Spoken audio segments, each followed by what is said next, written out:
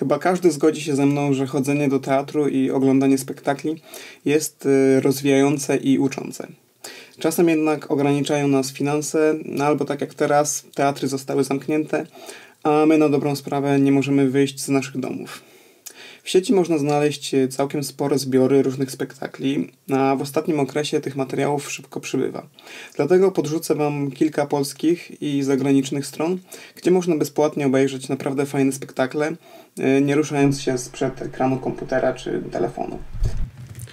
Część jest jednak ograniczona czasowo. Zapraszam.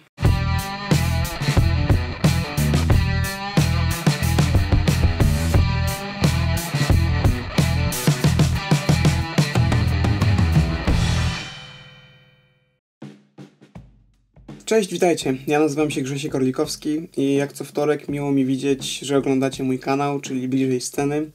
Jeśli jesteś tu po raz pierwszy, to mam nadzieję, że Ci się tutaj spodoba. Klikniesz tam na dole taki przycisk subskrybuj i zostaniesz dłużej.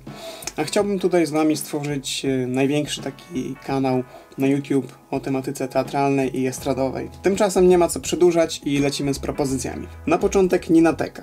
Chyba największa taka baza filmowa w polskim internecie. Razem jest tam ponad 6000 filmów, koncertów, różnych programów publicystycznych i około 80 spektakli, począwszy od archiwalnych, chyba z lat 60., aż do teraz. Są tam m.in. sztuki wyreżyserowane przez Jana Englerta czy Krzysztofa Warlikowskiego z naprawdę fajną, znaną obsadą. Sporą kolekcją może też pochwalić się Teatr Telewizji Polskiej na TVP VOD. Znajdziecie tutaj Zemstę, Wesele, Igraszki z Diabłem. Ze swojej strony w ogóle polecam. Być może ktoś widział wersję z Januszem Gajosem i Markiem Konradem. To właśnie nie jest ta sama, tylko odświeżona. Wiem, że ta stara ma swoich miłośników, którzy mogliby się poczuć rozczarowani, chociażby grą aktorską. Ale z drugiej strony, gdyby dać ją komuś, kto nigdy nie widział Igraszek z Diabłem, to mógłby uznać, że wygląda ona tandetnie i się zniechęcić. Dlatego najlepiej w ogóle sobie obejrzeć dwie wersje i mieć to porównanie. No i też, co może Was zainteresować, to Chłopi z Muzycznego z Gdyni. Ja oglądałem ich na żywo i wiadomo, że teatr na ekranie komputera no to nie to samo, co siedzenie na widowni i żywy kontakt z aktorem. No ale mamy chociaż taką namiastkę. Ale też, żebym nie odleciał za daleko. Co chcę powiedzieć? Że takim bardzo ciekawym doświadczeniem jest oglądać nagrany spektakl po tym, jak widziało się go na żywo. W drugą stronę pewnie to działa podobnie, ale zupełnie zmienia się perspektywa i człowiek sobie zaczyna porównywać. Aha, a to było tam, a to wyglądało tak, aha, a to jeszcze tutaj. I jeśli też ktoś ma takie porównanie, no to chętnie przeczytam Wasze wrażenia w komentarzach. I Teatr TVP to też taki bardzo ciekawy projekt Telewizji Polskiej. W ogóle zacznijmy od tego, że jest to oferta skierowana głównie do młodszych widzów. Projekt ma na celu popularyzację teatru i docieranie z nim do szkół, domów dziecka i różnych ośrodków, no tam gdzie ten dostęp jest ograniczony. Co miesiąc transmitowany jest na żywo jakiś spektakl i są to naprawdę fajne tytuły, bo na przykład Czarnoksiężnik z Krainy Oz z Teatru Juliusza Słowackiego w Krakowie albo Ania z Zielonego Wzgórza z Muzycznego w Poznaniu. Do projektu można się zgłaszać przez regionalnego koordynatora. Na stronie jest taka mapka z kontaktem, więc nie powinno być z tym większego problemu. A oprócz tych transmisji jest tam też taka stała baza materiałów, które zawsze można obejrzeć, w tym Krzyżacy czy Pchła Szachrajka. I są też amatorskie spektakle, bo iTeatr organizuje internetowy przegląd uczniowskich zespołów teatralnych, w którym udział biorą spektakle zrealizowane właśnie przez uczniów.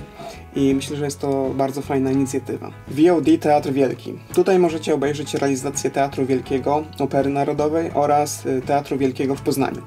Czyli głównie takie klasyki jak Halka czy Straszny Dwór. Warto dodać, że te produkcje są naprawdę dobrze zrealizowane. Udostępniane materiały są nawet w jakości 4K, nagrane z kilku kamer, różnych kadrów i planów. Oczywiście nie mogło tutaj zabraknąć YouTube'a.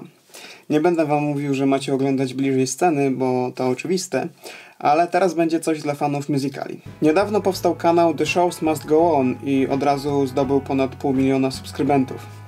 Na kanale co piątek będzie pojawiała się jedna z produkcji Andrew Lloyd Webbera.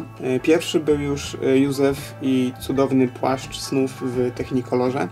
W oryginale Joseph and the Amazing Technicolor Dreamcoat. I nie wszyscy mogą kojarzyć ten tytuł, ale na pewno kojarzycie opowieść biblijną o Józefie, który został sprzedany w niewolę przez swoich braci. No, to właśnie o tym opowiada ten musical. A drugi udostępniony tytuł to Jesus Christ Superstar. Myślę, że już bardziej znany, tylko musicie się spieszyć, bo musicale są dostępne jedynie przez 48 godzin od opublikowania. Shakespeare's Globe chyba nie trzeba nikomu przedstawiać. Ale na wszelki wypadek powiem, że to teatr w Londynie, który słynie ze sztuk Szekspira. Na stronie teatru można wykupić dostęp do spektakli i oglądać online. Kosztuje to niecałe 6 funtów, ale Globe postanowiło udostępnić za darmo 6 tytułów przez najbliższe miesiące na swoim kanale na YouTubie. I od 6 kwietnia, 3 razy 6 przypadek, możemy oglądać Hamleta, a pojawią się jeszcze m.in. Romeo i Julia, czy Sen nocy letniej i każdy tytuł będzie dostępny przez 14 dni od opublikowania. Z podobną inicjatywą wyszło National Theatre, czyli National Theatre at Home, publikując co czwartek nowy tytuł, który potem jest dostępny przez 7 dni. Na ten czwartek zaplanowana jest Wyspa Skarbów. Zdaje się, że mają też pojawić się Anioły w Ameryce, za który Tony Kushner zdobył mnóstwo nagród, a HBO zrealizowało nawet miniserial na podstawie tej sztuki. Sam z chęcią bym ją obejrzał, bo jak dotąd nie miałem styczności, chociaż w Polsce była grana z tego, co się orientuję. Oprócz tego wszystkiego różne teatry i grupy teatralne udostępniają materiały na swoich Facebookach i YouTubach. Na profilu muzycznego w Gdyni pojawiają się Q&A z aktorami. Teatr Waldal możecie nie kojarzyć, ale Szymon Jachimek pisze tam teksty. Udostępnia swoje familijne spektakle. Tak samo możecie obejrzeć improwizowane sztuki Teatru Afront, z którym kiedyś nagrywałem odcinki. Pozdrawiam przy okazji. Z ciekawą inicjatywą wyszedł też Teatr Miniatura i zaczął nagrywać miniserial dla dzieci, w którym opisuje obecną sytuację, a bohaterami są papety, czyli lalki inspirowane oryginalnymi mapetami. Myślę, że te materiały tak szybko nie znikną, tylko jedynie będzie trzeba je odkopać po czasie, ale na pewno warto obejrzeć. Dajcie znać, co jeszcze mogłoby się pojawić na tej liście, jakie wy ciekawe inicjatywy znaleźliście i co oglądacie. Oczywiście dziękuję wam za obejrzenie, mam nadzieję, że się podobało. Komentujcie, lajkujcie, subskrybujcie i do zobaczenia za tydzień. Cześć!